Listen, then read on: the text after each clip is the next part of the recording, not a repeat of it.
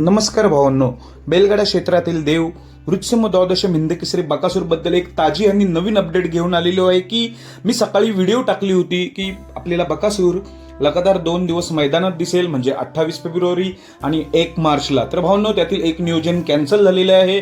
कोणतं नियोजन कॅन्सल? तर भावांनो, जे उद्याचं मैदान आहे 28 फेब्रुवारीचं, उद्याच्या मैदानात आपल्याला बकासूर पळताना दिसणार नाही. उद्या कोणत्याही मैदानात आपल्याला बकासूर पळताना दिसणार नाही. डायरेक्ट दिसणार तो 1 तारखेला रेठे धरण मैदानात, प्रथम पारितोषिक 2 लाख असलेलं ह्या मैदानात आपल्याला बकासूर 1 मार्चला पळताना दिसेल. चांगलीच बातमी. बऱ्याच कमेंट आल्या होत्या की लगातार 2 दिवस नको, पण भावांनो, नियोजन कॅन्सल झालेलं आहे. उद्या आपल्याला बकासूर कोणत्याही मैदानात दिसणार नाही. खरं तर मी सकाळी व्हिडिओ टाकली होती, पण नियोजन कॅन्सल झाले म्हणून मी रिपीट व्हिडिओ टाकतोय. बकासूर आपल्याला डायरेक्ट 1 मार्चलाच मौजे रेठे धरण मैदानात दिसणार आहे. तो पण पहिला मी सांगितलेला आहे, कारण एक्सप्रेस चिक्क्यासोबत असण्याची दाट शक्यता आहे. हीच होती आपली अपडेट. उद्या वाट पाहू नका. उद्या कोणत्याही मैदानात दिसणार नाही. डायरेक्ट आपल्याला 1 तारखेला दिसेल. बकॅडॉन. धन्यवाद.